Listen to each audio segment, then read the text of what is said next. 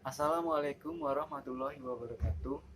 Kami dari kelompok 1 yang beranggotakan Hapipah NIM F1D218001, Firma NIM F1D218002, Gita NIM F1D218004, Chandra NIM F1D218013, Rizkia NIM F1D218025, dan Dimas NIM F1D218030. Nah, dalam video kali ini kami akan menjelaskan mengenai materi kadar air dan bobot isi yang akan dijelasi oleh kawan-kawan sebagai berikut. Assalamualaikum warahmatullahi wabarakatuh. Perkenalkan, nama saya Gita Putri Handayani, NIM F1D2 18004. Nah, di sini saya akan menjelaskan tujuan dan manfaat dari praktikum kadar air dan bobot isi. Tujuannya yang pertama ialah mengetahui dasar mekanika tanah. Yang kedua, dapat menentukan kadar air dan bobot isi dari suatu jenis tanah. Nah, manfaatnya ialah kita dapat mengetahui dasar dari mekanika tanah, seperti sifat-sifat fisik dari tanah dan lainnya. Kemudian, kita dapat menentukan kadar air dan bobot isi dari suatu jenis tanah. Terima kasih. Perkenalkan, nama saya Firma Febriandi, NIM F1D2 18002. Untuk uji kadar air dan bobot isi sendiri, itu alat yang digunakan pertama ada timbangan, lalu ada oven, ada cawan, ada pasir kering, pasir asli, pasir SSD, lalu selanjutnya ada silinder berlubang dan ada kerucut terpancung. Untuk prosedurnya itu pertama kali kita mempersiapkan pasir dengan kondisi SSD, memeriksa kondisi pasir dalam kondisi asli atau kondisi kering dengan menggunakan kerucut terpancing. Lalu prosedur yang selanjutnya adalah memasukkan pasir ke dalam kerucut terpancing dalam 3 lapisan dan masing-masing dipadatkan sebanyak 8 kali. Pada lapisan atas dipadatkan hanya sekali saja. Lalu untuk prosedur selanjutnya, melepaskan cetakan kerucut terpancung dengan menarik ke arah atas dan memperhatikan bentuk pasir. Apabila kondisi pasir terlalu kering, maka tambahkan air dan aduk sampai rata. Apabila pasir terlalu basah, maka kita keringkan. Untuk prosedur selanjutnya yaitu timbang cawan dalam kondisi kosong. Masukkan 500 gram pasir kondisi asli dan SSD dalam cawan yang telah ditimbang dan mencatat bobotnya. Lalu masukkan cawan pasir ke dalam oven dengan suhu sebesar 110 derajat Celcius hingga berat konstan selama 24 jam. Lalu mengeluarkan benda uji dari oven dan mendinginkannya beberapa saat. Lalu menimbang benda uji kering beserta dengan cawan. Untuk pengujian berat isi, yaitu prosedur yang kita lakukan pertama, timbang silinder berlubang kosong dan catat beratnya. Lalu masukkan pasir ke dalam silinder berlubang hingga 1/3 bagian. Lalu tumbuk dengan batang besi dengan diameter 16 mm dengan panjang 60 cm sebanyak 25 kali secara merata. Lalu ratakan bagian atas pasir dengan menggunakan batang besi dan timbang pasir bersama dengan silinder. Assalamualaikum warahmatullahi wabarakatuh. Perkenalkan, nama saya Chandra Andika Wibianto, NIM F1D2 18013. Di sini saya akan menjelaskan tentang kadar air pada tanah. Kadar air dalam tanah merupakan jumlah air yang terkandung dalam suatu pori-pori tanah pada tanah tertentu. Kadar air tanah ini biasanya dinyatakan dalam hilangnya kandungan air dalam suatu masa tanah tersebut apabila dilakukan pengeringan dalam sebuah oven pada suhu tertentu.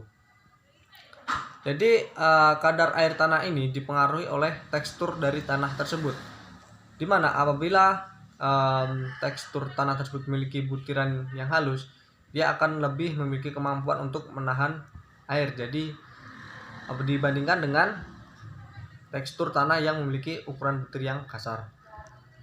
Kita perlu mengetahui kadar air dalam tanah ini karena pada tanah tertentu seperti lempung itu memiliki efek swelling, yaitu efek kembang susu tanah, di mana apabila tanah tersebut mengandung air itu dia akan mengembang dan apabila tanah tersebut mengering, dia akan mengalami penyusutan. Tentunya hal ini dapat merugikan ataupun mengganggu untuk kegiatan konstruksi itu sendiri. Makanya dari itu kita perlu mengetahui kadar air dalam tanah tersebut agar nantinya bisa dilakukan metode-metode untuk konstruksi itu dapat berjalan dengan baik. Terima kasih. Wassalamualaikum warahmatullahi wabarakatuh. Assalamualaikum warahmatullahi wabarakatuh. Perkenalkan, nama saya Zizkia Nur Utami, NIM F1D218025. Kali ini saya akan menjelaskan tentang bobot isi tanah. Bobot isi tanah merupakan perbandingan antara berat massa tanah berbanding volume dari keseluruhan. Hal ini berkaitan dengan nilai kerapatan massa dari ukuran butir tanah yang diteliti.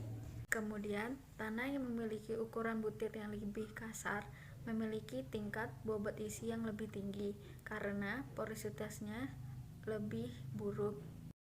Nilai kerapatan massa tanah berbanding terbalik dengan porositas tanah, di mana tanah yang memiliki kepadatan tinggi atau kerapatan massa tinggi memiliki porositas yang sedikit ataupun pori-porinya sedikit.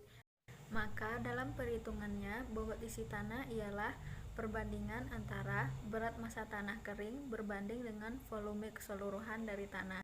Assalamualaikum warahmatullahi wabarakatuh. Saya Hafifah, NIM F1D21801. Kita memasuki pembahasan.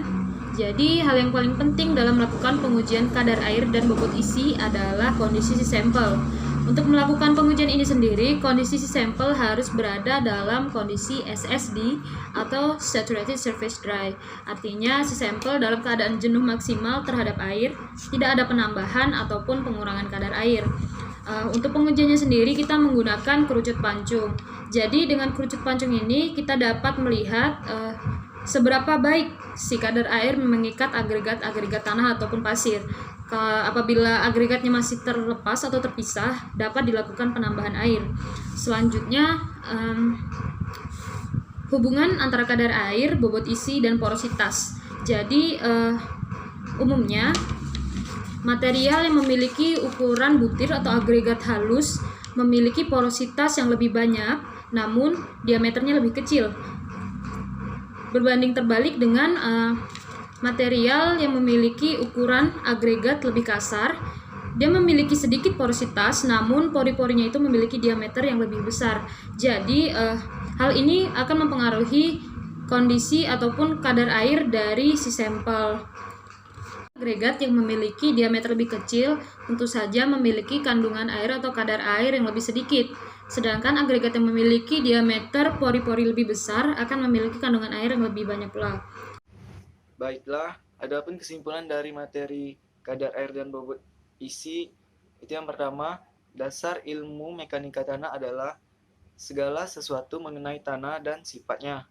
Kadar air dan bobot isi itu merupakan bagian dari ilmu mekanika tanah itu sendiri. Yang kedua, pengujian kadar air dan bobot isi suatu sampel dapat diketahui dengan cara mengetahui